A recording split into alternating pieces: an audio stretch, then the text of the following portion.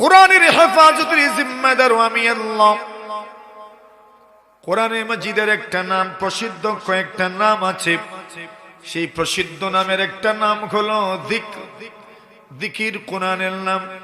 ওই আয়াতের মধ্যে আল্লাহ বলেন, ইন্না নাহনু নাযালনা যিকর, আমি যিকির নাজিল করেছি, মানে কোরআন নাজিল করেছি। ওয়া ইন্না লাহু লাহাফিজুন, কোরআনের হেফাজতের জিম্মাদারিও আমি আল্লাহ গ্রহণ করে নিলাম। যিকির কোরআনের এক নাম, কোরআনের আরেক নাম কোরআন। এটা আমরা সবাই জানি। কোরআনের আরেক নাম হলো কোরআন। আল্লাহ পরবর্তীকারে আলম বলেন, আমি কোরআন নাজিল করেছি তিবয়ানান লিকুল্লি শাই, এই কোরআনের মধ্যে সব বিষয়ের সুস্পষ্ট বিবরণ কোরআনের মধ্যে বিদ্যমান। কোরআনে মাজিদের মধ্যে আল্লাহ তাআলা কোরআন শব্দ উল্লেখ করেছেন। কোরআনের প্রসিদ্ধ নামের একটা নাম হলো কোরআন, আরেকটা নাম হলো যিকির, আরেকটা নাম হলো কিতাব, আর আরেকটা নাম হলো ফুরকান। সুবহানাল্লাহ, জোরে বলেন। তাবারাকাল্লাযী নাযালাল ফুরকানা আলা আবদি লিয়াকুনা লিল আলামিন নাযীরা। আল্লাহ বলেন, বরকতময় সেই আল্লাহ যিনি কোরআন ফুরকান নাজিল করেছেন আলা আবদিহি, তার বান্দার উপর, লিয়াকুনা লিল আলামিন নাযীরা, যাতে করে গোটা মানব জাতির জন্য, গোটা পৃথিবীর মানুষের জন্য এই কোরআন যেন ভয় প্রদর্শনকারী, ভীতি প্রদর্শনকারী হয়ে যায়। এজন্য আল্লাহ ফুরকান নাজিল করেছেন। তো কোরআনের এক নাম হলো ফুরকান, আরেক নাম হলো কিতাব, আরেক নাম হলো যিকির, আরেক নাম হলো কোরআন। এইভাবে কোরআনে মাজিদের প্রসিদ্ধ কতগুলো নাম আছে, এর মধ্যে একটা নাম হচ্ছে কোরআন, একটা নাম যিকির। তো আল্লাহ এই আয়াতের মধ্যে বলছেন, ইন্না নাহনু নাযালনা যিকর ওয়া ইন্না লাহু লাহাফিজুন, কোরআন আমি নাজিল করেছি, কোরআনের হেফাজতের জিম্মাদারও আমি। জোরে কোন আমি আল্লাহ। এই কথা কেন বললেন? এর পিছনে কারণ আছে। কারণ হলো, দুনিয়ার মানুষের চেষ্টা ছিল, কোরআন যখন প্রথম প্রথম নাজিল হয় তখন দুনিয়ার মানুষের চেষ্টা ছিল কোরআনকে মিটিয়ে দেওয়া। এটা ছিল তাদের সব মানুষের সম্মিলিত প্রচেষ্টা, কোরআনকে কিভাবে মিটানো যায়। কোরআনের ব্যাপারেও তারা খারাপ মন্তব্য করেছে, এমনকি কোরআন যার উপর নাজিল হয়েছে ওনার ব্যাপারেও তারা খারাপ মন্তব্য করেছে। আপনারা জানেন, পুরো আরব ভূখণ্ডে মুহাম্মদুর রাসূল সাল্লাল্লাহু আলাইহি ওয়াসাল্লাম আল আমিন নামে অত্যন্ত বিশ্বস্ত মানুষ হিসেবে সুপরিচিত ছিলেন। মক্কার মানুষ ওনাকে আল আমিন হিসেবে জানতো। সুবহানাল্লাহ, জোরে বলেন। কি পরিমাণ বিশ্বস্ত হিসেবে জানতো, একদিন এক ঘটনা কিতাবের মধ্যে উল্লেখ করেন, আবু জাহেল এক ব্যক্তির কাছ থেকে উট কিনেছে। দুনিয়াতে যারা নেতা প্রকৃতির মানুষ হন, এরা দেখবেন অন্যের সম্পদ মারিয়া খাওয়ার ক্ষেত্রে সবার আগে আগে থাকে। যারা মোটামুটি মানের নেতা হন, এরা নেতা কিনা বুঝবেন কেমনে? যদি দেখেন ওই লোকটা মানুষের সম্পদ মাই রাখা, তো বুঝবেন মোটামুটি মানের নেতা।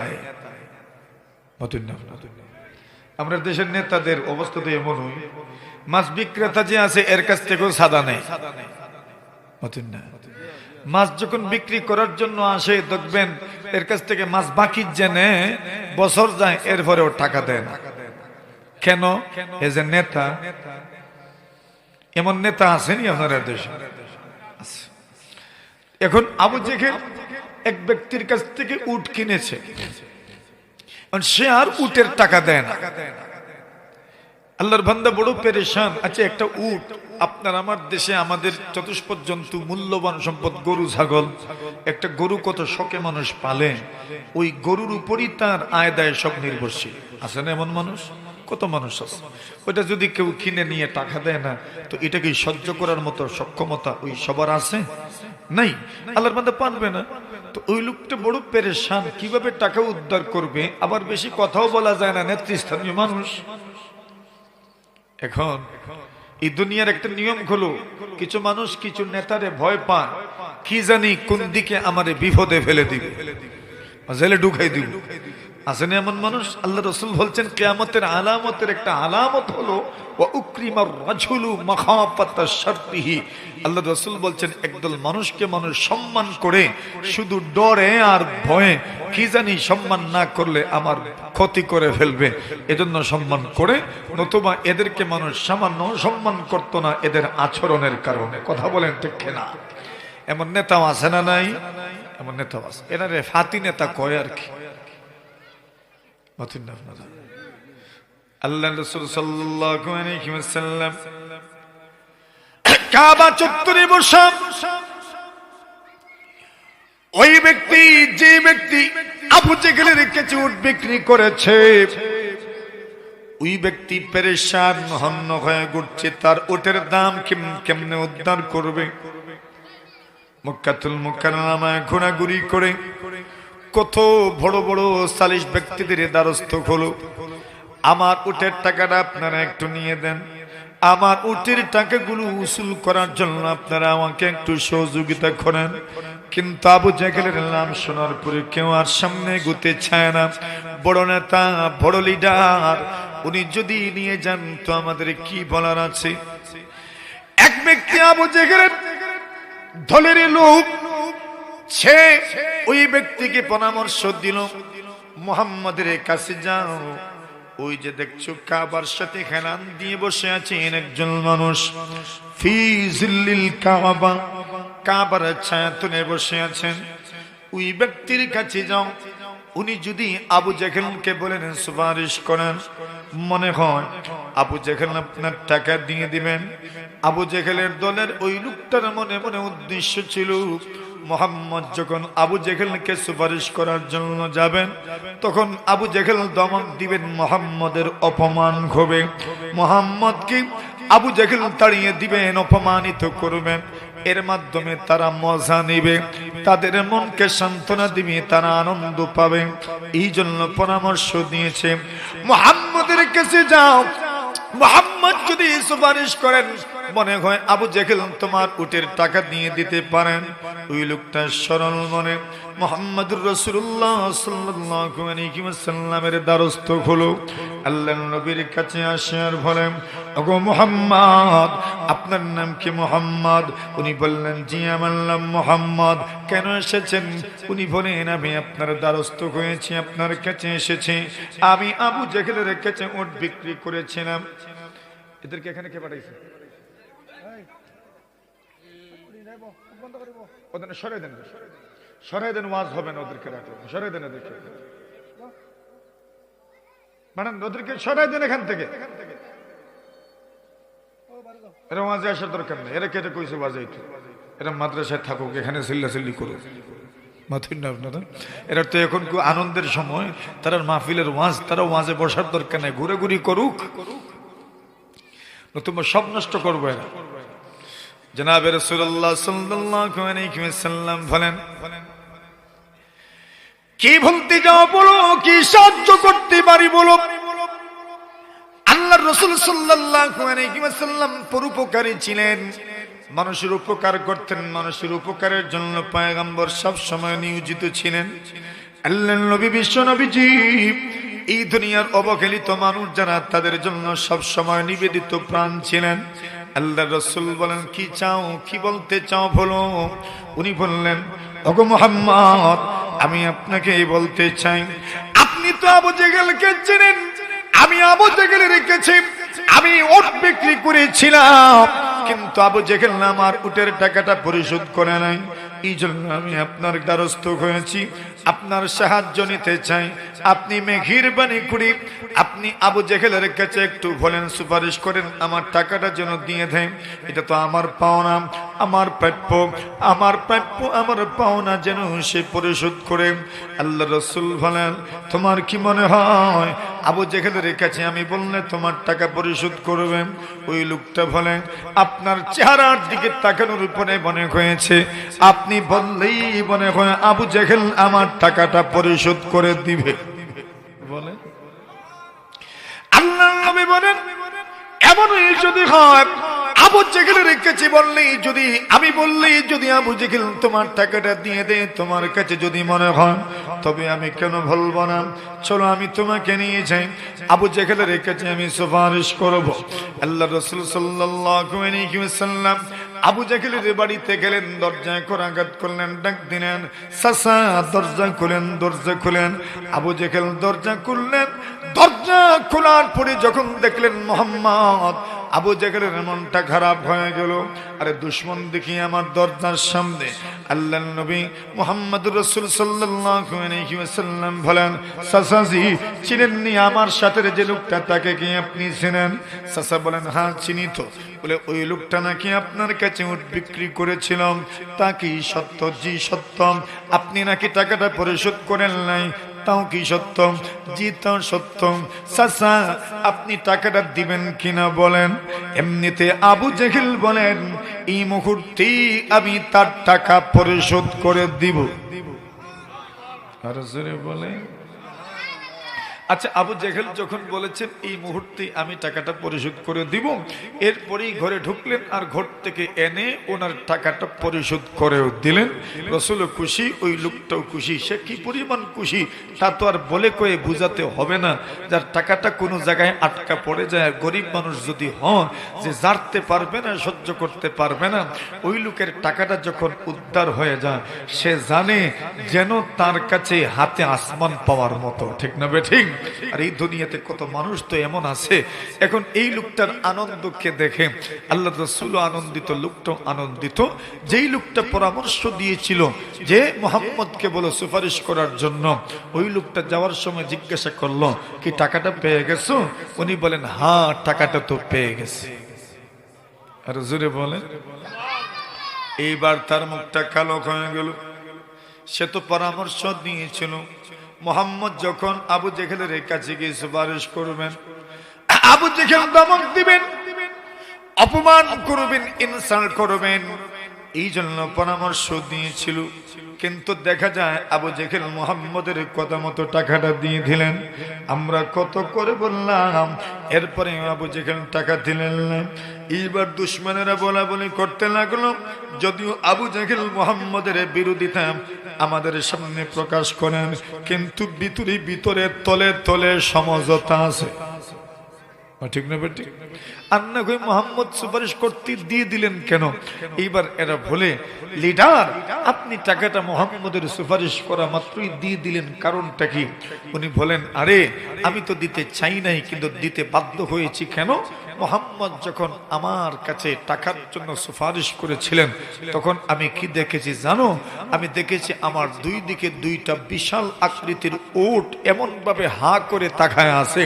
আমি ভাবলাম যদি আমি এই মুহূর্তে বলি দিব না, এই দুইটা উট মনে হয় আমাকে খেয়ে ফেলবে।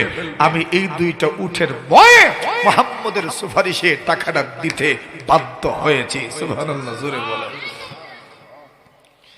আচ্ছা, আমার বোঝানোর উদ্দেশ্য ছিল মুহাম্মদুর রাসূল সাল্লাল্লাহু আলাইহি ওয়াসাল্লাম আরব ভূখণ্ডে সবচেয়ে বেশি বিশ্বস্ত একজন মানুষ ছিলেন। সব মানুষ মুহাম্মদুর রাসূল সাল্লাল্লাহু আলাইহি ওয়াসাল্লামকে বিশ্বস্ত হিসাবে চিনত, জানতো। এজন্য ওনার উপাধি ছিল কি? আল আমিন, মানে বিশ্বস্ত একজন মানুষ।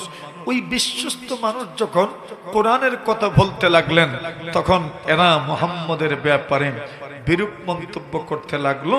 এরা বলতে লাগলো মুহাম্মদ পাগল। নাউজুবিল্লাহ, জোরে বলেন, আরো জোরে বলেন।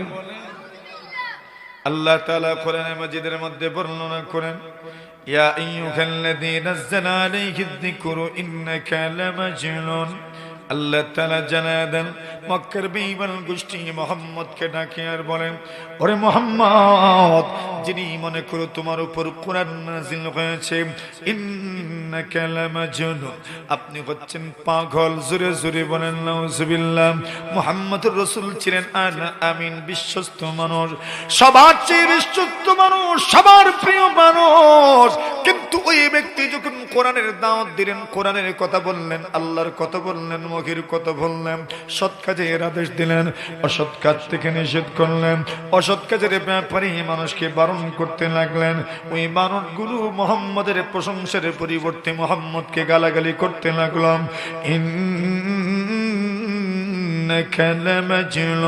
মুহাম্মদ রাসূলকে সম্বোধন করে বলে, আপনি হলেন পাগল। ও পাগল, যিনি মনে করে আপনার উপর কোরআন নাজিল হয়েছে, আপনার কোরআন বেশি দিন থাকবে না, সঙ্গে সঙ্গে আল্লাহ পরওয়ারদিগারে আলম কোরআনে মাজিদের আয়াত নাজিল করে দিলেন। আগু আমার পয়গম্বর, দুনিয়ার মানুষ, মক্কার মানুষ, আপনার উপর কোরআন নাজিল হওয়ার পরে আপনি যখন কোরআনের কথা বলেন, কোরআনের দাওয়াত দেন, আপনি যখন সৎ কাজের আদেশ করেন, অসৎ কাজ থেকে নিষেধ করেন, তখন মানুষ আপনাকে পাগল বলেন। এখন নবীজি আপনি মনক্ষুণ্ণ হইলেন না, আপনি মনে মনে কষ্ট নিয়েন না। আমি আল্লাহ তাআলা কোরআন নাজিল করেছি, কোরআনের সংরক্ষণের জিম্মাদারও আমি আল্লাহ। শুধু কোরআনের সংরক্ষণের জিম্মাদার আমি আল্লাহ নয়, কোরআনের হেফাজতের জিম্মাদার আমি আল্লাহ নয়। এখন নবীজি কোরআন আমি নাজিল করেছি, কোরআনের রক্ষণাবেক্ষণ যেভাবে আমি করব, কোরআন যার উপর নাজিল করেছি ওই ব্যক্তির, ওই মহামানবের হেফাজতের জিম্মাদারও আমি আল্লাহ হয়ে গেলাম।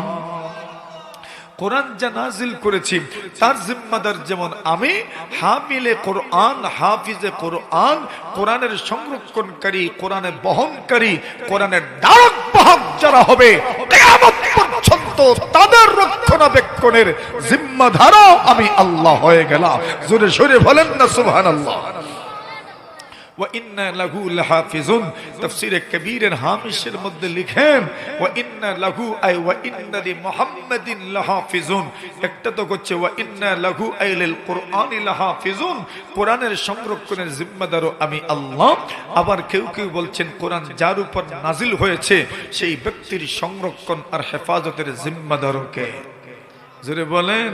এজন্য দুনিয়ার তাবৎ জনগোষ্ঠী আল্লাহ রাসূলের ক্ষতি করার চেষ্টা করেছেন, সম্মিলিত উদ্যোগ গ্রহণ করেছেন, কিন্তু এরপরেও রাসূলের কোনো ক্ষতি করতে পারেন নাই, ঠিক না?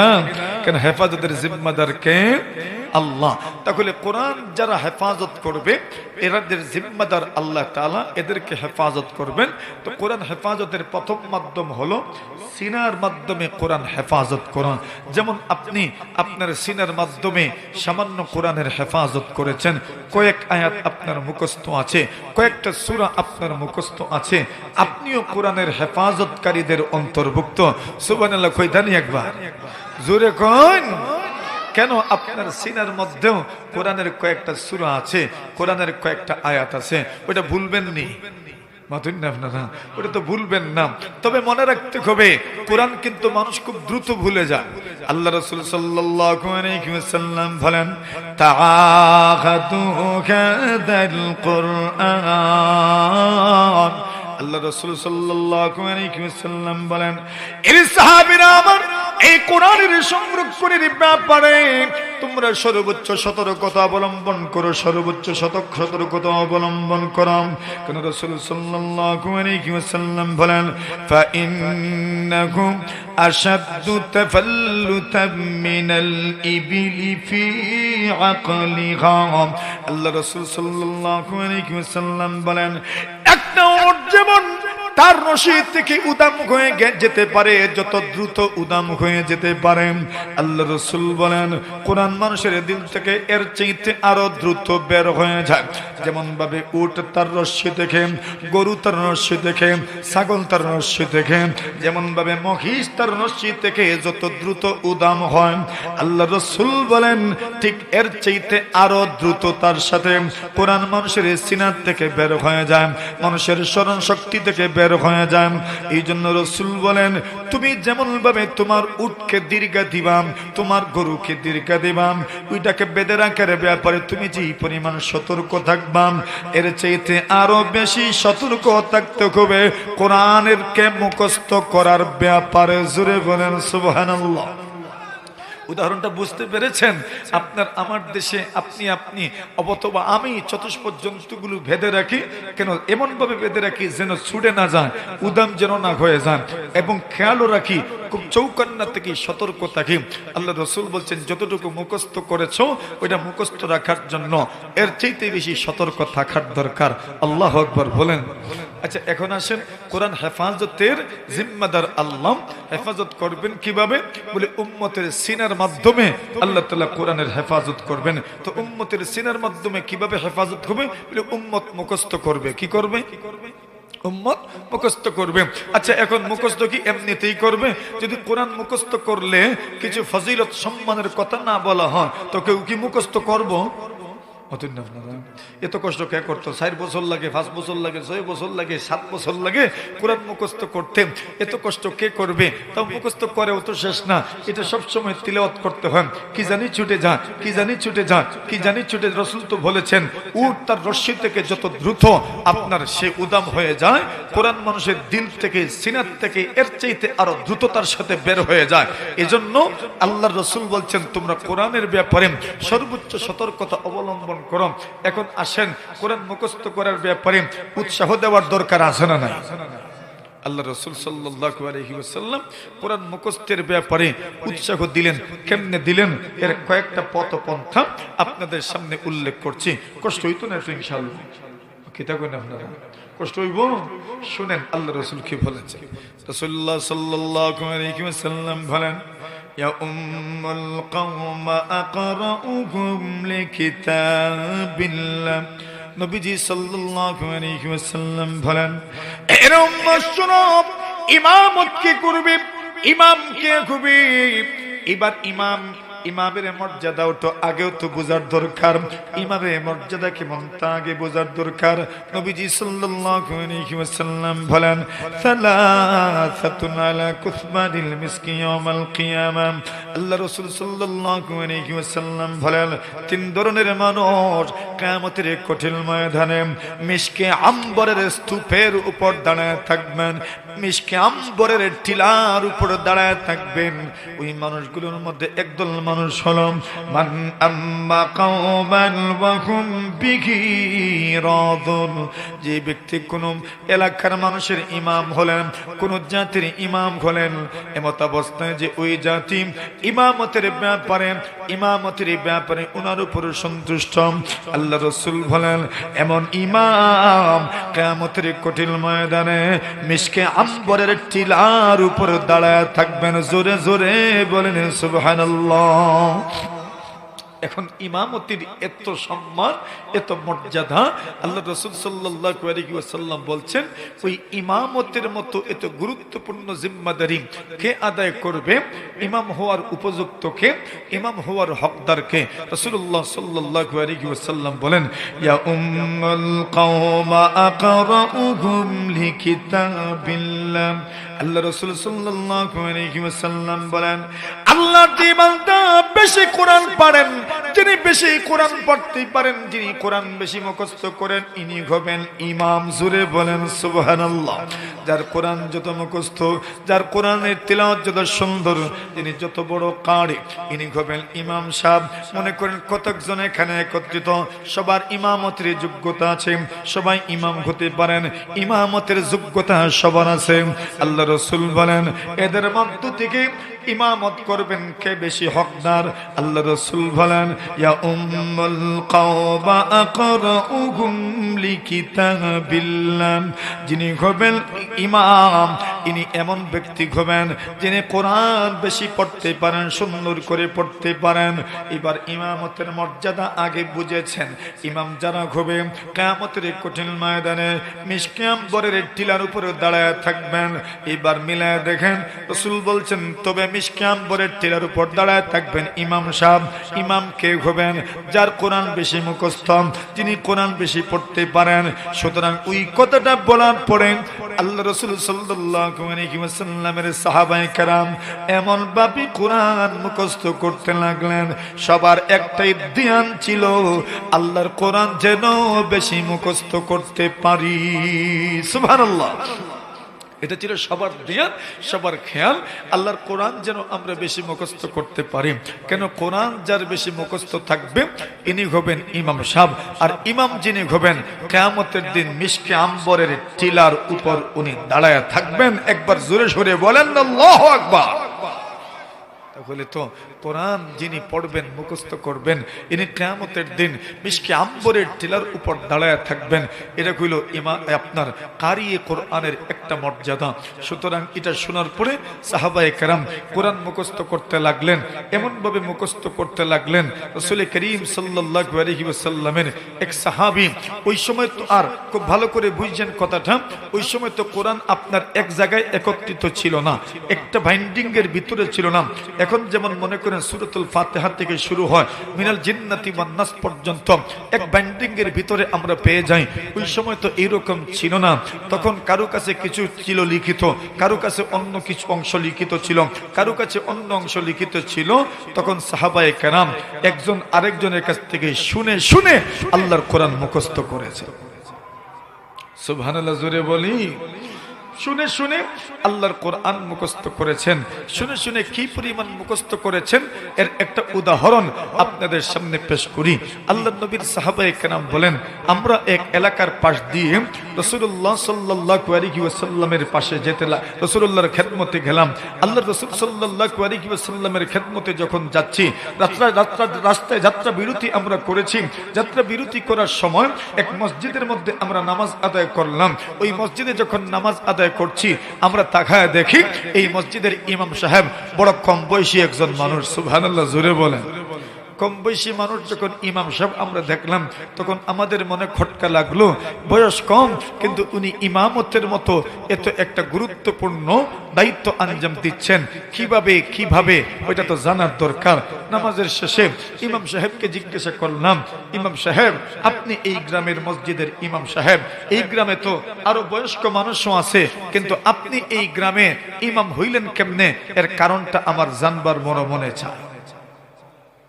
রাসূলুল্লাহ সাল্লাল্লাহু আলাইহি ওয়াসাল্লামের সাহাবী বলেন, এই গ্রামে যারা আছে এদের মধ্য থেকে কোরআন আমার সবচেয়ে বেশি মুখস্থ। জোরে বলেন।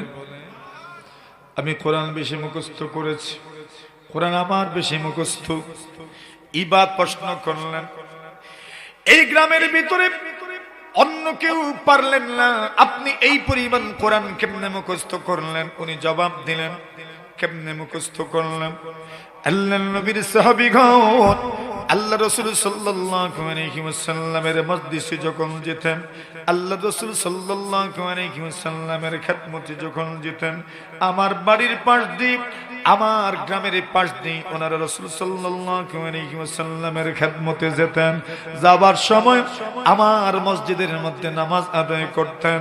আমি যখন দেখতাম মুসাফির মানুষ, ওরা আমার গ্রামের নয়, আমি এদেরকে চিনি না জানি না, তখন বুঝতে আর অসুবিধা হইত না, ওনারা মুসাফির মানুষ, নামাজ যেহেতু পড়েছেন এই জন্য মুসলমান, তাও আমার বুঝতে কোনো অসুবিধা হয় নাই। এই জন্য নামাজ শেষে আমি তাদেরকে প্রশ্ন করতাম, আইনের তরিকুন, কোথায় যাবেন? ওনারা বলতেন রাসূলুল্লাহ সাল্লাল্লাহু আলাইহি ওয়াসাল্লামের খেদমতে আমরা যাচ্ছি। রাসূলুল্লাহ সাল্লাল্লাহু আলাইহি ওয়াসাল্লামের খেদমতে যাচ্ছেন। তখন আমি বুঝতে পারতাম আল্লাহ রাসূলের মজলিসে যখন বসবেন, কোরআনে মাজিদের আয়াত শুনবেন, ওই আয়াতগুলো আমি মুখস্থ করার জন্য কোন সময় ফিরবেন, কোন সময় বাড়িতে যাবেন, এলাকায় যাবেন, সম্ভাব্য টাইম আমি জেনে নিতাম। একটু এদিক সেদিক হতো, আর না হয় ওই টাইমে ওনারা ফিরে আসতেন। যাবার সময় আবার আমার এলাকায় মসজিদের মধ্যে নামাজ আদায় করতেন। যাবার সময় আমি ওনাদেরকে জিজ্ঞাসা করতাম, আল্লাহ রাসূল সাল্লাল্লাহু আলাইহি ওয়াসাল্লাম আপনাদেরকে কোন কোন আয়াত তিলাওয়াত করে শুনিয়েছেন? ওনারা আমাকে শুনাইতেন। আল্লাহর নবীর সাহাবীরা গো, আল্লাহর পয়গম্বর আলাইহিস সালাতু ওয়াসসালামের সাহাবীদের জবান থেকে শুনে শুনে আমি আল্লাহর পুরাটা কোরআন মুখস্থ করে নিয়েছি। আর জোরে বলেন, শুনে শুনে আল্লাহর কোরআনটা আমি মুখস্থ করে নিয়েছি। এবার দেখেন যে ইমামত করবেন কে? যার কোরআন বেশি মুখস্থ। এটাগুলো এক মর্যাদা। 2 নম্বর রাসূলুল্লাহ সাল্লাল্লাহু আলাইহি ওয়াসাল্লাম বলেন, আল মাহিরু বিল কুরআন মা সাফারাতিল কিরামিল বারারা ওয়াল্লাযী ইয়াকরাউল কুরআন ওয়া ইয়াতাতাতু ফীহি ফালাহু আজরান আল্লাহ রাসূল সাল্লাল্লাহু আলাইহি ওয়াসাল্লাম বলেন, এর উম্মত, আল্লাহর কোন বান্দা বান্দি যদি সুন্দর করে কোরআন তিলাওয়াত করতে পারে, একটা শব্দের পরে আর একটা শব্দ তার মুখ থেকে অটো বের হয়ে যায়, মধ্যখানে আটকে যায় না, থমকে যায় না। যেমন আমরা গ্রাম্য মানুষ যারা আমরা আলেম নয়, অথবা হাফিজে কোরআন নয়, অথবা কারিয়ে কোরআন নয়, রমজান মাসে কিরাত প্রশিক্ষণে পড়ি নাই, কারি সাহেব নয়, আমরা যখন কোরআন তিলাওয়াত করি তখন একটা শব্দের পরে আর একটা শব্দ ধারাবাহিক আমরা তিলাওয়াত করতে পারি না, মধ্যখানে আটকে যাই, ও শব্দ মধ্যখানে বলতে হয়। আল্লাহ রাসূল বলেন, আল মাহিরু বিল কোরআন, যারা কোরআনের মাঝে তিলাওয়াত করতে পারেন, রমানিগির সাথে তিলাওয়াত করতে পারেন, সালাসতের সাথে ধারাবাহিকভাবে কোরআন তিলাওয়াত করতে পারেন, মধ্যখানে আটকে যায় না। যেমন হাফিজ কোরআন অথবা কারি সাহেব অথবা আলিম সাহেব যারা কোরআন সুন্দর করে তিলাওয়াত করতে পারেন, এদের মর্যাদা কি পরিমাণ! রাসূলুল্লাহ সাল্লাল্লাহু আলাইহি ওয়াসাল্লাম বলেন, এদের মর্যাদা হলো, আল্লাহ রাসূল বলেন, কোরআন বহনকারী ফেরেশতা এবং নবী রাসূলদের যেমন মর্যাদা, কোরআন যারা সুন্দর করে তিলাওয়াত করতে পারেন এদের মর্যাদা মহান আল্লাহ তাদের মতো করে দেন। আর জোরে বলি ভাই, এইবার গুলো আমরা যারা সুন্দর করে পড়তে পারি না, মধ্যখানে আটকে যাই, থমকে যাই, একটা শব্দের পরে ধারাবাহিক আর একটা শব্দ আমরা মুখ দিয়ে বের করতে পারি না, একটু দেখতে হয়, বুঝে শুনে পড়তে হয়। আল্লাহ রাসূল সাল্লাল্লাহু আলাইহি ওয়াসাল্লাম বলেন, ওয়াল্লাযী ইয়াকরাউল কুরআন ওয়া ইয়াতাতাআতাউ ফীহি, যারা কোরআন তিলাওয়াত করে কিন্তু মধ্যখানে আটকে যায়, একটু কষ্ট করে কোরআন তিলাওয়াত করে, এরপরেও কোরআন তিলাওয়াত ছাড়ে না, আছে না নাই? আরে জোরে বলেন, আছে না নাই? কত মানুষ আছে কোরআন পড়তে কষ্ট হয়, একটা শব্দের পরে আর একটা শব্দ ধারাবাহিক আসে না, কিন্তু এরপরেও কোরআন তিলাওয়াত বাদ দেয় না। আলহামদুলিল্লাহ বলেন, মজা লাগেনি? আরো জোরে কোন कुरान की तिलावत का मजा और की कुछ है, कैफियत तस्लीम रिदा और की कुछ है, कैफियत तस्लीम रिदा और की कुछ है। दुनिया में बज़ाहिर के दिए कितने की रोशन, पर रशद हिदायत का दिया और की कुछ है, पर रशद हिदायत का दिया और की कुछ है। रूहानी व जिस्मानी मरद उससे जाते, ऐ साहिब कुरआन की दवा और की कुछ है, ऐ साहिब कुरआन की दवा और की कुछ है। আল্লাহু আকবার বলেন। আল্লাহর বান্দা বলেন, কোরআনের মধ্যে এমন মজা দুনিয়ার অন্য জিনিসে তো স্বাদ লাগে না, আল্লাহর কোরআনে যেই পরিমাণ স্বাদ লাগে, এক জাতের তরকারি যত উন্নত মানের হোক না কেন, লাগা লাগ দ্বারা পাখি কয়েক ওয়াক্ত খাওয়া যায় না, বড় খারাপ লাগে। গরুর গোশত কি স্বাদ, কিন্তু কুরবানির সময় গরুর গোশত একদিন দুই দিন খাওয়ার পরে আর মন চায় না। ও ভাই আমার, এই দুনিয়াতে কত পড়ার জিনিস আছে, কত গান বাজনা আছে, কিন্তু শুনতে তো মজা লাগে না। আল্লাহর কোরআনের একটা মাত্র সূরা সূরাতুল ফাতিহা প্রত্যেক নামাজের ওয়াক্তে তিলাওয়াত করা হয়, কিন্তু যত তিলাওয়াত করা হয় পুরা জীবন থেকে তিলাওয়াত করছেন, কিন্তু একটা দিনও সূরাতুল ফাতিহা তিলাওয়াত শুনতে খারাপ লাগে নাই, ঠিক না? এটার মজা অন্যরকম একটা অনুভূতি, ওইটা কেউ অনুভব করতে পারে যে তার কোরআনের তিলাওয়াত তার কাছে এত মজা লাগে। আল্লাহর জমিনে কোনো মুসলমান এমন নাই যার কাছে কোরআনের তিলাওয়াত খারাপ লাগে, কথা বলেন ঠিক না? যদি খারাপ লাগে তাহলে বুঝে গেল তার দিল ভালো নয়। মাথুন না আপনারা, তার কি ভালো নয়, দিল ভালো নয়। আরে দুনিয়াতে বহুত মানুষই তো কোরআন তিলাওয়াত করে। নবী আকরাম সাল্লাল্লাহু আলাইহি ওয়াসাল্লাম বলেন, মাসালুল মুমিনিল্লাযী ইয়াকরাউল কুরআন, আল্লাহর রাসূল সাল্লাল্লাহু আলাইহি ওয়াসাল্লাম বলেন, যে ব্যক্তি কোরআন তিলাওয়াত করে যেই মুমিন কোরআন তিলাওয়াত করে ওই মুমিনের উদাহরণ কেমন মাসালুল মুমিনিল্লাযী ইয়াকরাউল কুরআন কামাসালিল উতুরুজ্জাম রিহুহা তাইয়িবুন ওয়া তা'আমুহা তাইয়িবুন। নবীজি সাল্লাল্লাহু আলাইহি ওয়াসাল্লাম বলেন, যেই মুমিন কোরআন তিলাওয়াত করে ওই মুমিনের উদাহরণ হলো কমলা লেবুর মতো। সুবহানাল্লাহ। আর জোরে, কমলা লেবুতে গ্রানও আছে, গ্রান আছে না নাই? খাইতো মজা আছে না নাই? খাইতো স্বাদ আছে। আল্লাহর নবী বলেন, ওয়াল মুমিনিল্লাযী লা ইয়াকরাউল কুরআন, আর যে মুমিন কোরআন তেলাওয়াত করে না ওই মুমিনের উদাহরণ কামাসালিত তামারা, খেজুরের মতো। আল্লাহর নবী বলেন, লা রিহা লাহা, এটার কোনো ঘ্রাণ নাই, কিন্তু ওয়া তা'আমুহা হুলবুন, কিন্তু খাইতে মিঠা লাগে। সুবহানাল্লাহ। তো দুই গ্রুপ হয়ে গেল। একদল মুমিন কোরআন তিলাওয়াত করে, তাদের উদাহরণ কার মতো? কমলা লেবুর মতো, গ্রানও আছে, খাইতেও মজা আছে। আর যে মুমিন কোরআন তিলাওয়াত করে না তার উদাহরণ কার মতো? খেজুরের মতো। শুকনা খেজুর যেটা, খুরমা যেটা, ওইটা একবারে রুটা খাটা, খাইলে মজা লাগে কিন্তু কি নাই? কোনো গ্রান নাই। তো যেই মুমিন কোরআন তিলাওয়াত করেন না ওই মুমিনের উদাহরণ কার মতো? বলে খুরমার মতো, শুকনা খেজুরের মতো, খাইলে পরে মজা লাগে কিন্তু কি নাই? গ্রান নাই। এখন একদল মুনাফিকও কোরআন তিলাওয়াত করে।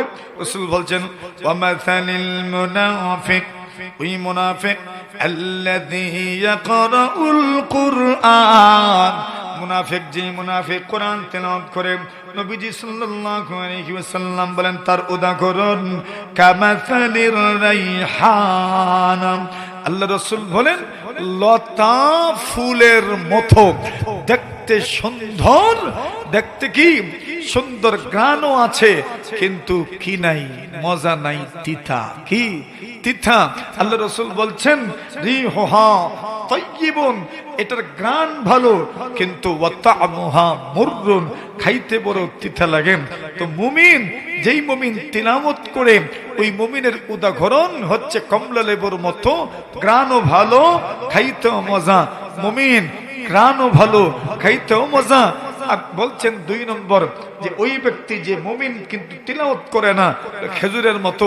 আর মুনাফিক, যেই মুনাফিক তিলাওয়াত করে ওই মুনাফিকের উদাহরণ হচ্ছে রাইহানা, লতানো ফুলের মতো, গ্রান আছে কিন্তু স্বাদ নাই।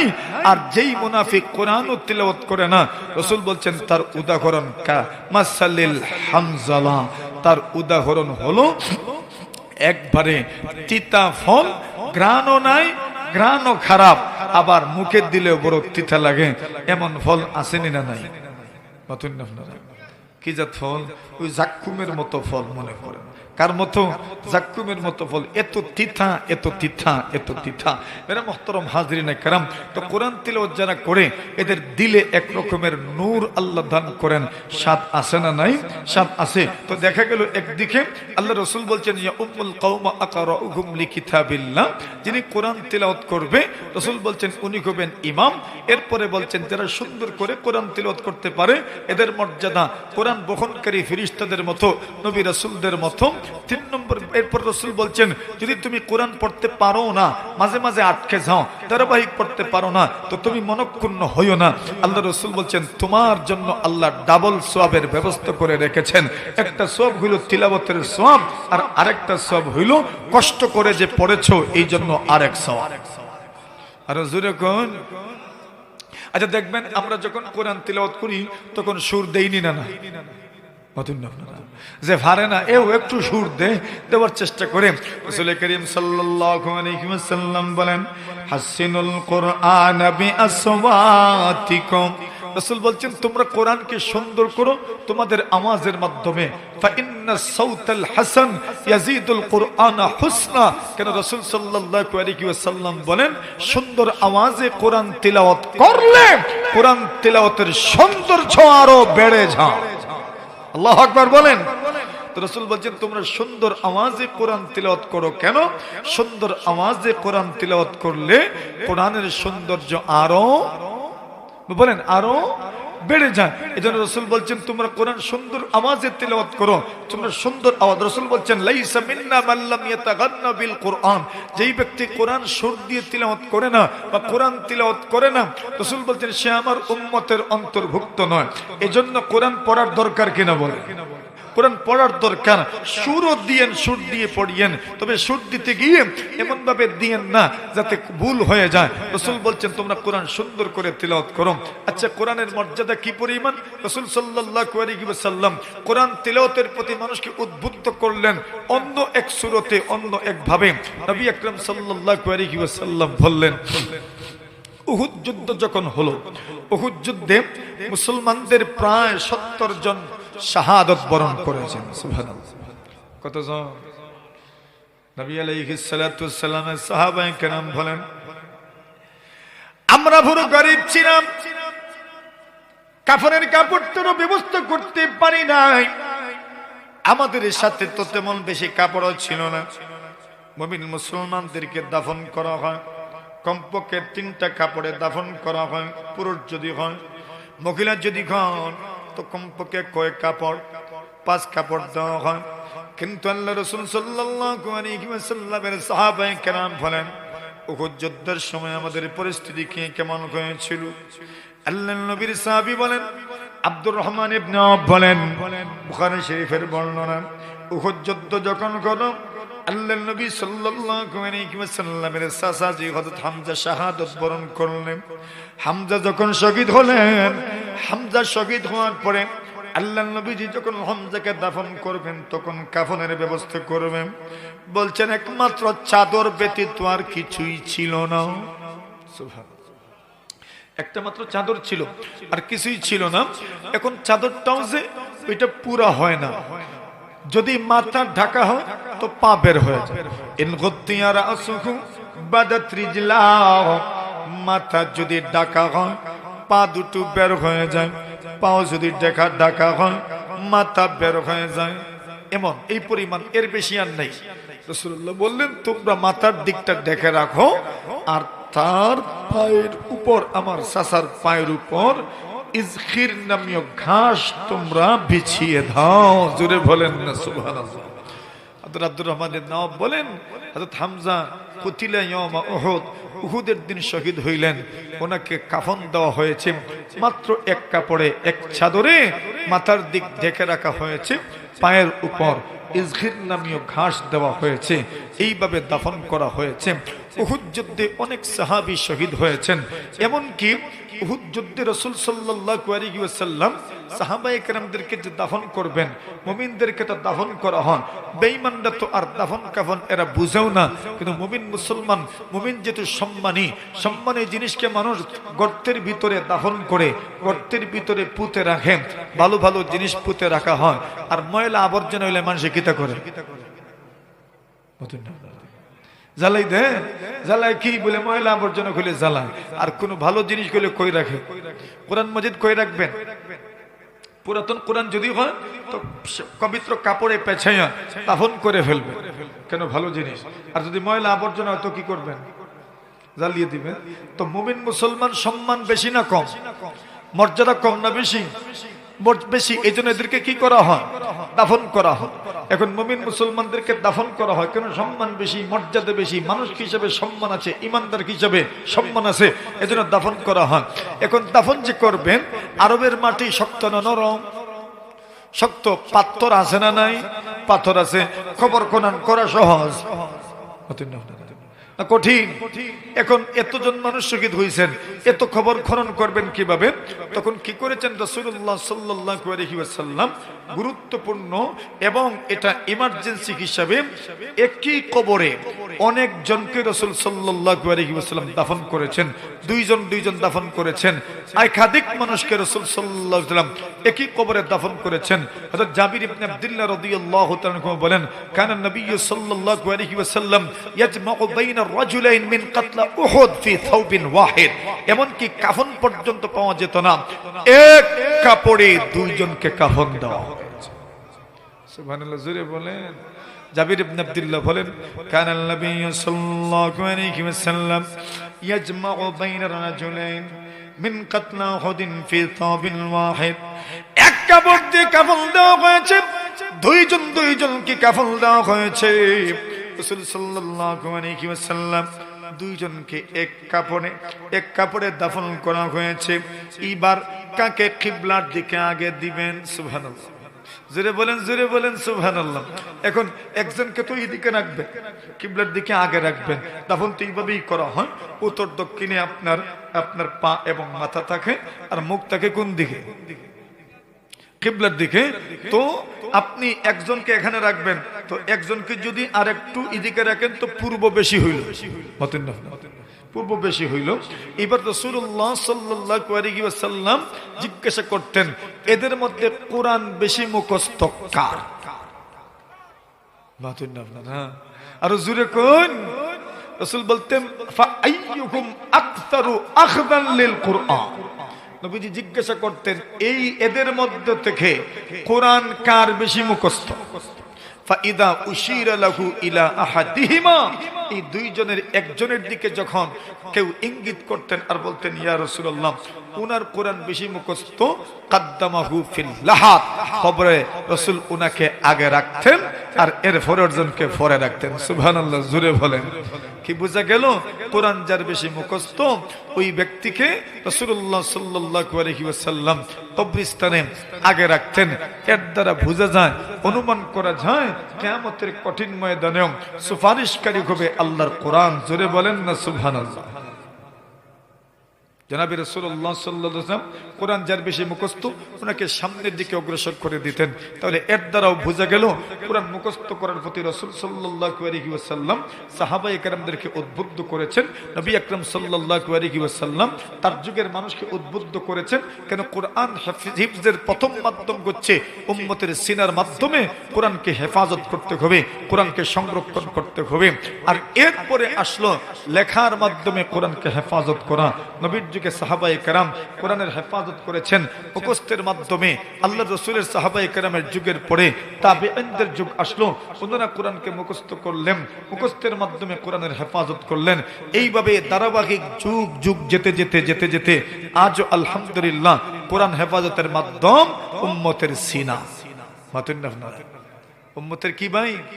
আল্লাহ তাআলা এই জন্য কোরআন মুখস্থের ব্যাপারে এবং কোরআন পড়ার ব্যাপারে মানুষকে বারবার আদেশ করেছেন। দেখেন কোরআনে মাজিদের প্রথম যেই সূরা নাজিল হয়েছে, সেই সূরার প্রথম শব্দটা কি? মাশাআল্লাহ, প্রথম শব্দটা কি? ইকরা, পড়ো। ইকরা বিসমি রাব্বিকাল্লাযী খালাক।